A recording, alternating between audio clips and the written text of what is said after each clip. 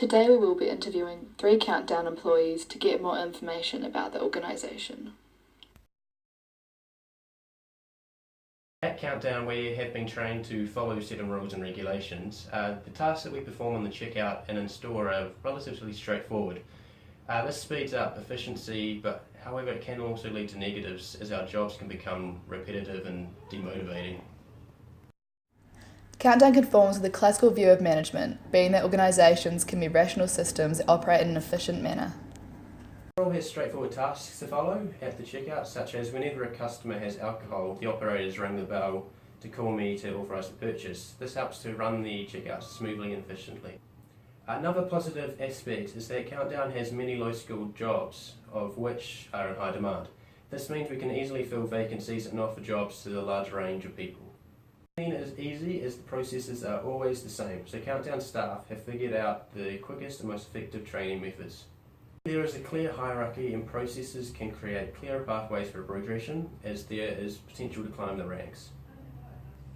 This shows some strengths of and optimal conditions for mechanistic organisations. It is clear Countdown operates like a machine through the entrenched processes at all Countdown supermarkets nationwide. Depends on the situation, but it's unlikely that we would. We have spent time and effort perfecting these processes and all the other employees have managed fine, so we expect all employees to adopt our methods and do as they've been taught. Countdown is a massive corporation, so we cannot afford to have our processes or operations challenged by employees. It is clear Countdown is a bureaucracy through the strict rules and processes and the power difference between upper management and Countdown employees.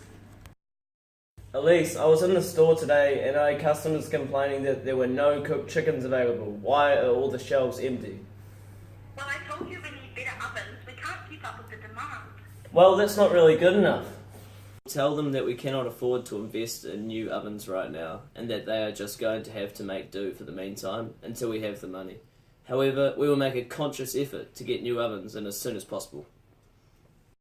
Management now see that the faulty ovens are harming profitability, and to return to profitability, they must invest in new ovens. Management show a pluralist point of view of identifying the conflicting interests and trying to search for a win-win situation. Deli workers show a radical pluralist point of view of us versus them. Within Countdown's bureaucratic and machine-like operations, the aspects of Countdown that work as a machine are in store, such as the checkout operations, the set rules and regulations, and distribution, making up the principles of Countdown's bureaucracy at head office level. I'm heavily influenced by bureaucracy and unitarism from the top down, as both head office and myself seek a common objective of efficiency. However, a role such as a checkout operator may not desire the same objectives, instead putting their own personal values first. This means a unitarian view is not necessarily experienced at the front line. There tends to be strong relationships internally between frontline staff and store managers. However, the high power distance between frontline staff and head office, with over 6,000 union members, shows that there's mistrust and misinterpretation, particularly for major changes. In the future, Countdown need to keep their machine-like rules and regulations in order to ensure they have a consistent customer experience throughout stores. However, they must adopt a more democratic approach to facilitate employee contribution and be aware of problems and conflict at a more specific level. There ain't no place I'd rather be.